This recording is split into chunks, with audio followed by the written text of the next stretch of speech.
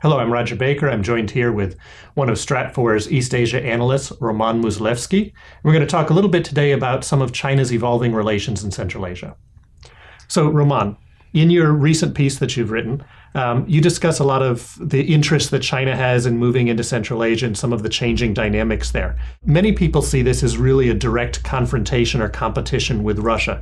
Is it so black and white and zero-sum, or is it much more complex? It's certainly much more complex. It's not like an outright competition because China finds it necessary to actually cooperate with Russia on many things, including in Central Asia, in addition to many things globally.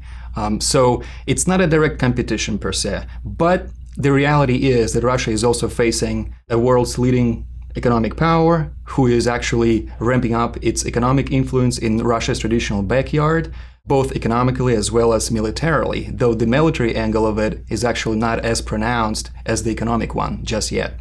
So as we look at China, obviously the economic is the first piece of this, and I think we'll come back to the military. But what is China looking for in Central Asia? So for China, Central Asia carries strategic significance for a number of reasons. One of them being that China is trying to develop its own Western interior, which is not as developed as the coastal regions of China. So it's actually trying to promote economic influence in Central Asia as a way to foster cross-regional economic linkages and actually open up that frontier to the global economy as well. And for that purpose, it's actually announced its flagship initiative, Silk Road and Belt initiative. So it's trying to promote the infrastructure in terms of like trade, energy, and transit, crossing through Central Asia, linking Central Asia and Xinjiang, China's western province, with markets in the Middle East and Europe as well.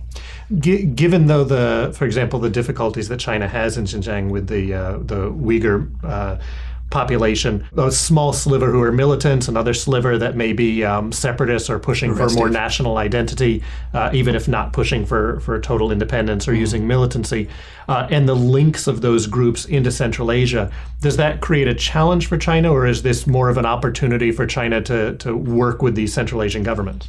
I think it's both. It's obviously a challenge in the sense that you've seen the increase of militant activity in northern areas of Afghanistan, which actually border China as well.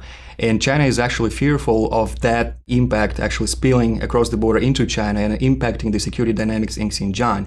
At the same time, however, you're right to point out this link between Central Asia and China in terms of cooperation against terrorist movements in Central Asia, including in Xinjiang. And Central Asians are actually known as countries who have collaborated closely with China in terms of, for example, deporting Uyghurs to the Chinese whenever China requested that. So as we look at this shift from a purely economic perspective to some increased aspect of the military perspective, I think some of the things that we're looking at are China's arms industry and the changes in the Chinese arms industry and their ability to find new markets and expand in that. And that seems to be a global phenomenon. We're looking also, though, at sort of a new pressure on China. You know, as we've been studying for several years, looking at the economic aspects that are changing China's behavior and changing the way China works internationally and regionally, that China's economic linkages internationally are now so great that they are not only a strategic benefit, but a strategic risk. And we've seen adjustments to the way in which the Chinese have structured, for example, their national security laws or the rules surrounding military use and military force abroad. They're working on restructuring their military. Have they made any concrete steps in Central Asia that allow them to increase security for some of these initiatives that they're doing? So, for example, in Pakistan, we saw the Chinese work with the Pakistani military and basically get the Pakistan military to supply support on the corridor. Are they using those tools still regionally, or are we going to see Chinese forces protecting their interests? Yeah, this is actually an excellent point to bring up. China's expanding economic interest around the world definitely call for a much larger sort of security and military presence by China in many parts of the world.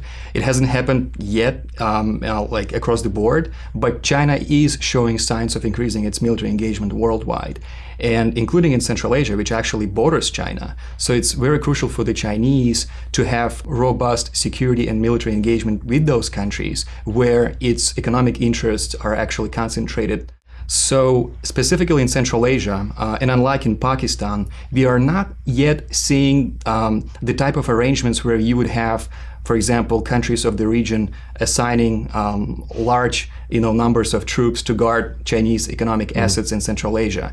But that could be in part because of that Russia factor. Because in Pakistan, unlike in Central Asia, you have Pakistan, which is an ally of China, probably apart from North Korea, is the only ostensible, visible, explicit ally of China. And for China, it's much easier to cooperate with Pakistan on these matters because there is not a big involvement of foreign powers or the influence of foreign powers on the decision-making of Pakistan when it comes to Chinese economic interest inside Pakistan.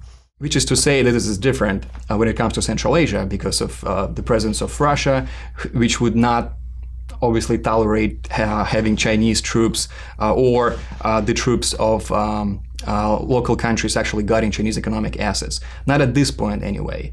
But as China expands its economic activity in Central Asia, as it has that many more supply routes, carrying trade as well as energy flows, it's not inconceivable that you will see pressures moving in that direction. And eventually, if an accommodation is worked out between China and Russia, I do see the possibility of that going in that direction as well. Thank you, Roman. For more information on this and to keep an eye on what the Chinese are doing in Central Asia and beyond, please visit stratfor.com.